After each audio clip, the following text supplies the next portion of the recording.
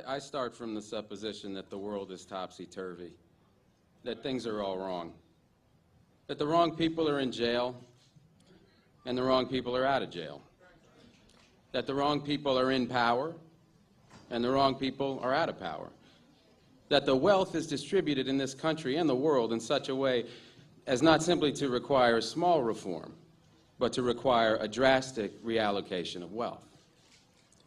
I start from the supposition that we don't have to say too much about this because all we have to do is think about the state of the world today and realize that things are all upside down.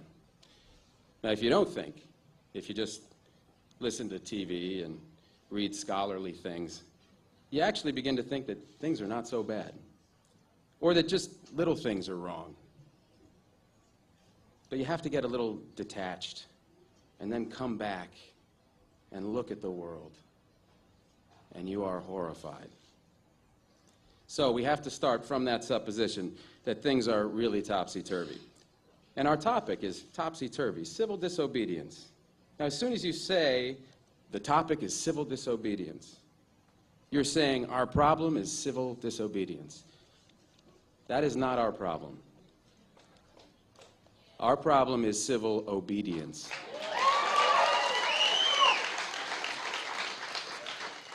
Our problem is the numbers of people all over the world who have obeyed the dictates of the leaders of their government and have gone to war. And millions have been killed because of this obedience. We recognize this for Nazi Germany. We know that the problem there was obedience, that the people obeyed Hitler.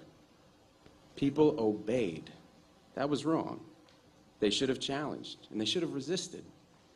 And if we were only there, we would have showed them. Even in Stalin's Russia, we can understand that. People are obedient. All these herd-like people.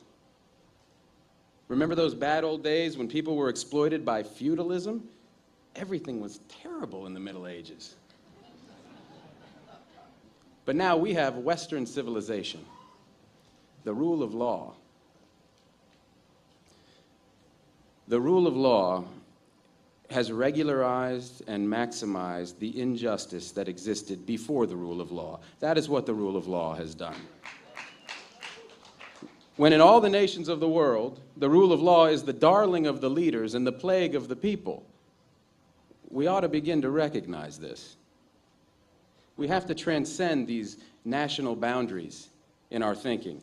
Nixon and Brezhnev have much more in common with one another than we have with Nixon. J. Edgar Hoover has far more in common with the head of the Soviet secret police than he has with us. It's the international dedication to law and order that binds the leaders of all countries in a comradely bond. That's why we're always so surprised when they get together. They smile, they shake hands, they smoke cigars. They really like one another, no matter what they say. What we are trying to do, I assume, is really to get back to the principles and aims and spirit of the Declaration of Independence.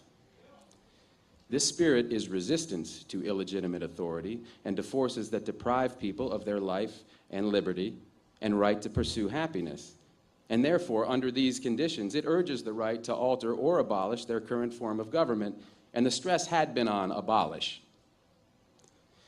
But to establish the principles of the Declaration of Independence, we're going to need to go outside the law, to stop obeying the laws that demand killing or that allocate wealth the way it's been done, or that put people in jail for petty technical offenses and keep other people out of jail for enormous crimes.